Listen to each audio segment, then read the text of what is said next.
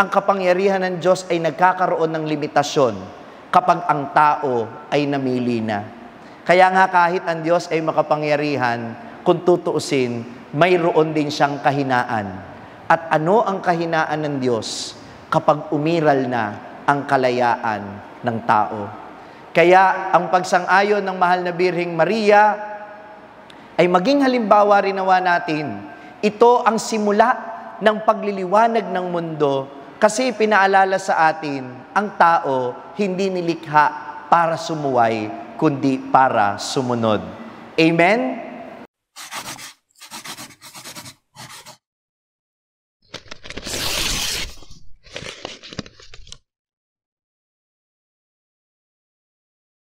Sumainyo ang Panginoon, ang mabuting balita ng Panginoon, ayon kay San Lucas.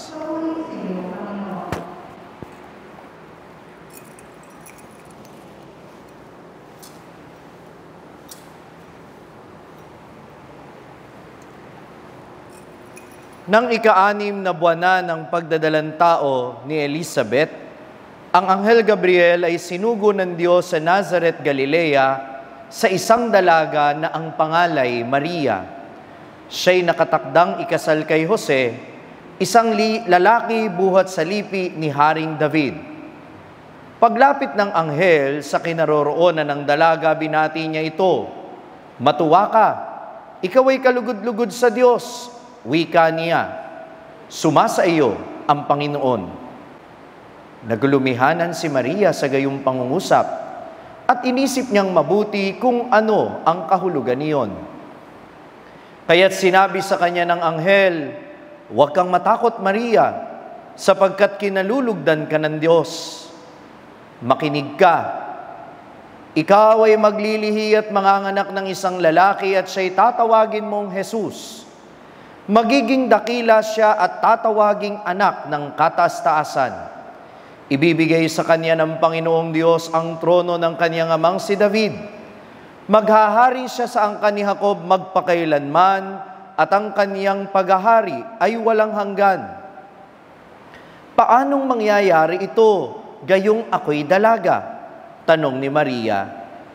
Sumagot ang anghel, "Bababa sa iyo ang Espiritu Santo at lililiman ka ng kapangyarihan ng kataas-taasan. Kaya't banalang ipanganganak mo at tatawaging anak ng Diyos. Natatandaan mo ang iyong kamag-anak na si Elizabeth? Alam ng lahat na siya'y baog.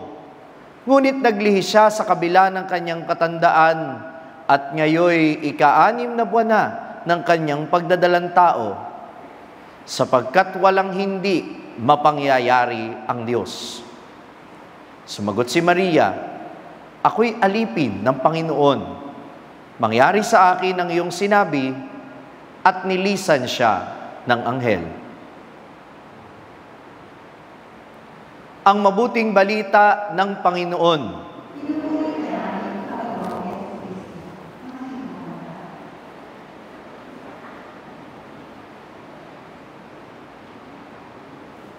Magandang gabi po sa inyong lahat. Naniniwala ba kayong makapangyarihan ang Diyos? Naniniwala po ba kayo? Sinabi sa Ebanghelyo natin ngayon, walang hindi mapangyayari ang Diyos. At kahapon, narinig natin ang kwento tungkol sa pagdadalang tao ni Elizabeth na sa kabila ng pagiging baog, sa kabila ng kanilang katandaan ng kanyang asawa, kahit papaano, sa awa ng Diyos, sila'y nagkaroon ng anak.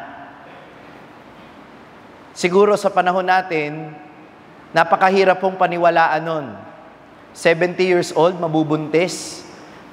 60 years old, parang ang hirap naman yatang paniwalaan. Pero ito ang sinabi ng anghel, walang hindi mapangyayari ang Diyos.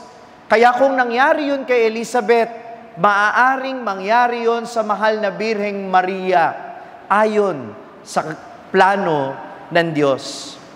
Pero alam ninyo, kahit makapangyarihan ng Diyos, napapatanong din tayo kung minsan, di ba? Ewan ko kung kayo minsan natanong na rin ninyo ito.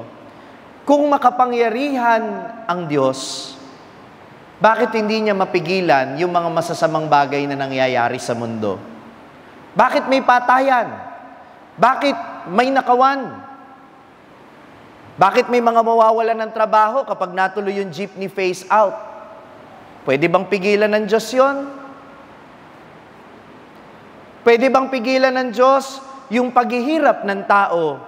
Kung makapangyarihan siya, bakit hindi niya gawin yun?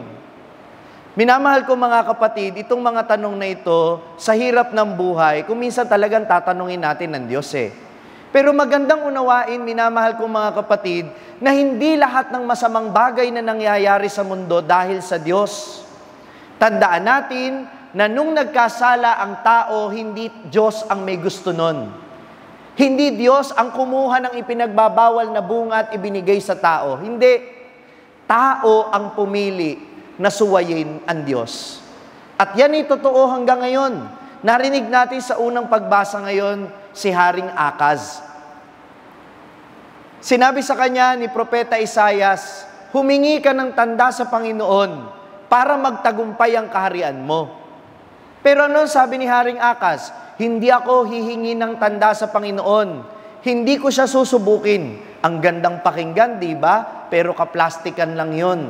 Dahil ang totoo, kaya ayaw niyang humingi ng tanda, tanong niyo sa akin, bakit? Nakipag-alyansa na siya sa mga pagano. Tinalikuran na niya ang Diyos at ang niyakap niya at ang pinagtiwalaan niya ay ang kapangyarihan ng mundo at ang mga Diyos-Diyosa ng mga pagano. Kaya nga ano ang sabi? Matigas ang ulo mo Kahit na matigas ang ulo mo, gagawa ng paraan ang Diyos para maghanap pa rin ng kalooban niya. Ang Diyos ay magbibigay ng tanda, maglilihi ang isang dalaga o ang isang babae at ito'y manganganak ng lalaki at tatawaging itong Emmanuel.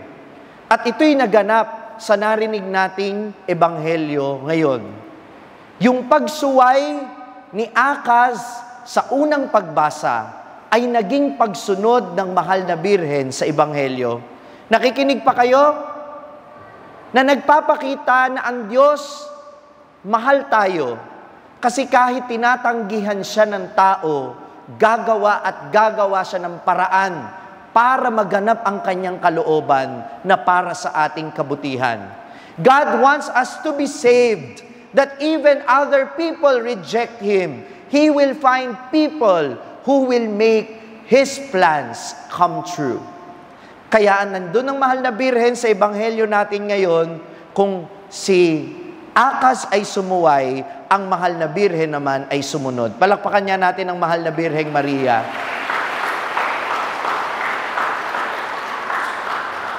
Sasabihin natin, Father, paano naman kasi si Mama Mary, pinaglihing walang kasalanan yun.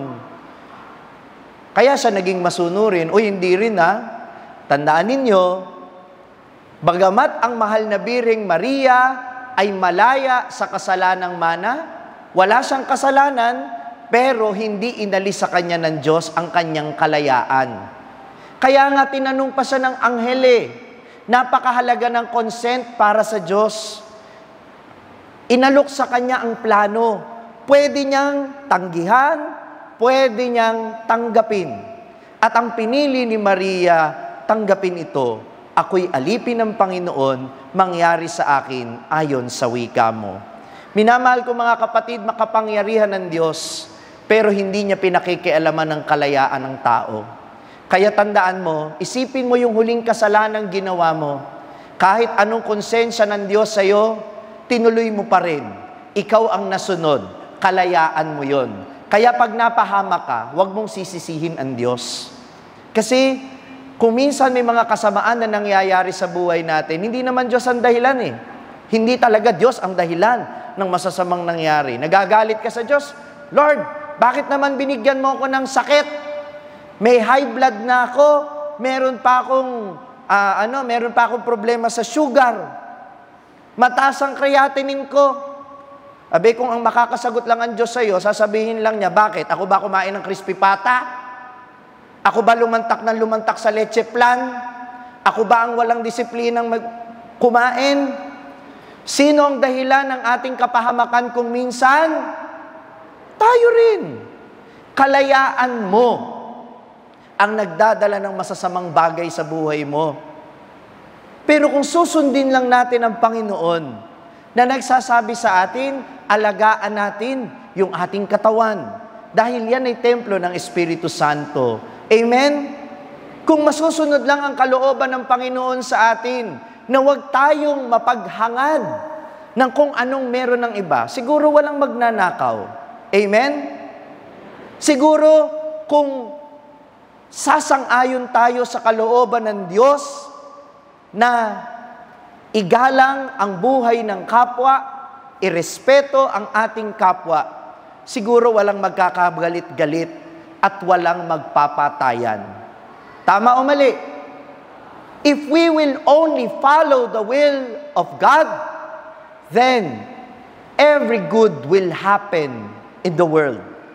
The world will be a better place if all people will follow the Lord like Mary, our mother. Kung ang lahat lang gagamitin ang kalayaan sa pagsang-ayon sa Panginoon, ang mundong ito ay mas magiging mabuting lugar kaysa sa dinatnan natin. Amen? It is up to us, my dear brothers and sisters, to make this world a better place. Pwede tayong magregalo sa mundo sa pamamagitan ng pagtanggi sa anumang masama at pagsang-ayon sa mabuting kalooban ng Diyos. Kapatid, may kalayaan ka. Yan ang pagmamahal ng Diyos.